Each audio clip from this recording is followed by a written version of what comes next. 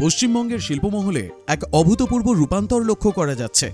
Manufacturing, তথ্য প্রযুক্তি এবং খনিজ উত্তোলনের মতন বহুমুখী ক্ষেত্রে নতুন নতুন বিনিয়োগের হাত ধরে রাজ্যের অর্থনৈতিক মানচিত্র দ্রুত বদলে যাচ্ছে।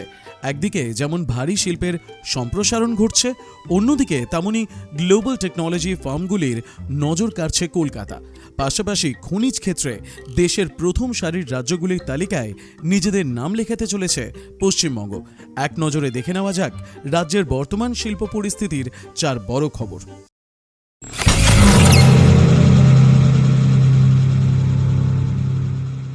ভারতের অন্যতম বৃহৎ সিমেন্ট উৎপাদনকারী সংস্থা শ্রী সিমেন্ট পশ্চিমবঙ্গে এক বড়সড় বিনিয়োগের ঘোষণা করেছে। সংস্থাটি রাজ্যের নতুন একটি প্রকল্পের জন্য প্রায় 1000 কোটি টাকা বিনিয়োগ করতে চলেছে। শ্রী সিমেন্টের চেয়ারম্যান হরি মোহন বাঙুর জানিয়েছেন যে এই প্রস্তাবিত প্রকল্পের জন্য প্রয়োজনীয় জমি ইতিমধ্যেই অধিগ্রহণ করা সম্পন্ন হয়েছে এবং খুব শিগগিরই কারখানার নির্মাণ কাজ শুরু হতে চলেছে। উল্লেখ্য, হাওড়ার উলুবেড়িয়ায় শ্রী সিমেন্টের একটি উৎপাদন ইউনিট ইতিমধ্যেই সফলভাবে কাজ করছে এবং এই নতুন বিনিয়োগটি রাজ্যে তাদের ব্যবসাকে আরও সুদৃঢ় করবে। শ্রী সিমেন্টের এই বৃহৎ ঘোষণার সমান্তরালেই রাজ্য জুড়ে নতুন শিল্প আগ্রহের স্পষ্ট ইঙ্গিত মিলছে। আলাদাভাবে পাওয়া রিপোর্ট অনুযায়ী প্রায় 20টি বেসরকারি সংস্থা দুর্গাপুরে তাদের নতুন প্রকল্প গড়ে তোলার আগ্রহ প্রকাশ করেছে। প্রাথমিক পর্যায়ে এই সংস্থাগুলির সম্ভাব্য মোট বিনিয়োগের পরিমাণ 1000 কোটি টাকা ছাড়িয়ে যাবে বলে মনে করা হচ্ছে। আসানসোল দুর্গাপুর শিল্পাঞ্চলের অর্থনৈতিক প্রসারে এটি নিঃসন্দেহে এক বড় চালিকা শক্তি হতে চলেছে। অন্যদিকে ভারতের ক্রিটিক্যাল মিনারেল বা কৌশলগত খনিজ কৌশলে এক বিশাল মাইলফলক ছুঁতে চলেছে পশ্চিমবঙ্গ। রাজ্যটি তার ইতিহাসে প্রথমবার কোনো রেয়ার আর্থ এলিমেন্টস বা বিরল খনিজ ব্লকের বাণিজ্যিক নিলামের আয়োজন করতে চলেছে। কেন্দ্রীয় খনিজ মন্ত্রক পুরুলিয়ার কালাপাথর রঘুড়ি ব্লকের জন্য নিলামের বিজ্ঞপ্তি জারি করেছে। জিএসআই এর সমীক্ষা অনুযায়ী এই ব্লকে আনুমানিক 0.67 মিলিয়ন টন বিরল খনিজের সন্ধান মিলেছে। কেন্দ্র কর্তৃক ঘোষিত 20টি খনিজ ব্লকের এই দফায় পুরুলিয়ায় একমাত্র রেয়ার আর্থ এলিমেন্ট ব্লক, যা এই নিলামের গুরুত্বকে দেশীয় স্তরে বহুগুণে বাড়িয়ে দিয়েছে। রেয়ার আর্থ এলিমেন্টস বা বিরল খনিজ হল 17টি অত্যন্ত গুরুত্বপূর্ণ ধাতুর একটি গ্রুপ। বর্তমান বিশ্ব রাজনীতি ও প্রযুক্তির বাজারে এর চাহিদা তুঙ্গে। এটি মূলত ব্যবহৃত হয় বৈদ্যুতিক যানবাহন এবং উইন্ড টারবাইন তৈরিতে, সেমিকন্ডাক্টর ও উন্নত ইলেকট্রনিক্স উৎপাদনে, এছাড়া প্রতিরক্ষা ব্যবস্থা এবং উচ্চ ক্ষমতাসম্পন্ন চুম্বক তৈরিতে। এই নিলাম প্রক্রিয়াটি 2025 সালের জানুয়ারি মাসে চালু হওয়া ভারতের ন্যাশনাল ক্রিটিক্যাল মিনারেল মিশনের উদ্দেশ্যকে ত্বরান্বিত করবে, যার মূল লক্ষ্য হল দেশের আভ্যন্তরীণ অনুসন্ধান, খনি খনন এবং প্রসেসিংয়ের কাজ বাড়িয়ে বিদেশের উপর আমদানির নির্ভরশীলতা কমানো।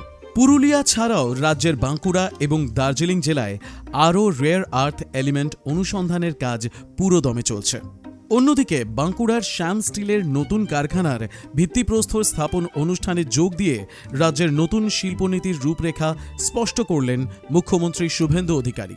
তিনি ঘোষণা করেন যে রাজ্যে সরকারি সাহায্য বা আর্থিক ইনসেন্টিভের মাপকাঠি এখন থেকে আর পুঁজির পরিমাণের ওপর নির্ভর করবে না, বরং তা নির্ধারিত হবে সরাসরি কর্মসংস্থান সৃষ্টির ভিত্তিতে।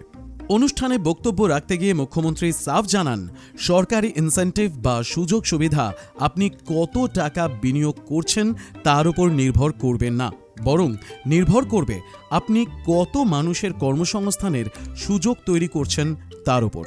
রাজ্য সরকারের এই অবস্থান স্পষ্ট করে দিচ্ছে যে পশ্চিমবঙ্গ এখন বিপুল পরিমাণ পুঁজি প্রদর্শনের চেয়ে সাধারণ মানুষের সরাসরি চাকরি পাওয়া এবং কর্মসংস্থান বৃদ্ধিকে সবথেকে বেশি অগ্রাধিকার দিতে চাইছে। অন্যদিকে ভারী শিল্প ও খনিজ উত্তোলনের পাশাপাশি রাজ্যের তথ্য প্রযুক্তি ক্ষেত্রে একটি বড় সাফল্য এসেছে। মার্কিন যুক্তরাষ্ট্র ভিত্তিক বিখ্যাত ইঞ্জিনিয়ারিং এবং প্রযুক্তি পরামর্শদাতা প্রতিষ্ঠান এক্সাভ্যালিউ ভারতে তাদের গ্লোবাল ডেলিভারি ইঞ্জিনকে আরও প্রসারিত করতে কলকাতায় একটি নতুন অত্যাধুনিক ফ্যাসিলিটি বা অফিস চালু করেছে। এই নতুন হাবটি চালুর ফলে উত্তর আমেরিকা এবং অন্যান্য আন্তর্জাতিক বাজারের ক্লায়েন্টদের উন্নত মানের পরিষেবা দেওয়ার ক্ষেত্রে এক্সাভ্যালিউর বিশ্বব্যাপী কাজের ক্ষমতা বহুগুণ শক্তিশালী হবে। এটি কলকাতার মেধা এবং আইটি ইকোসিস্টেমের ওপর আন্তর্জাতিক স্তরের বড় কর্পোরেট সংস্থাগুলির ক্রমবর্ধমান আস্থার প্রতীক। পশ্চিমবঙ্গের এই বহুমুখী শিল্প অগ্রগতি রাজ্যের যুব সম্প্রদায়ের জন্য কর্মসংস্থানের নতুন দুয়ার খুলে দেওয়ার পাশাপাশি আগামী দিনে রাজ্যকে দেশের অগ্রগণ্য প্রগতিশীল শিল্প হাব হিসেবে প্রতিষ্ঠা করতে বড় ভূমিকা নেবে বলে মনে করছেন বিশেষজ্ঞরা। এখন আগামী দিন কি বলে সেদিকেই আমাদের চোখ। আপনার চোখ থাকুক এই সমস্ত আপডেটের জন্য বলো কি জানতে চাওয়ার পর্দায়। এই ধরনের আরও আপডেট পাওয়ার জন্য সাবস্ক্রাইব করুন আমাদের চ্যানেল বলো কি জানতে চাও।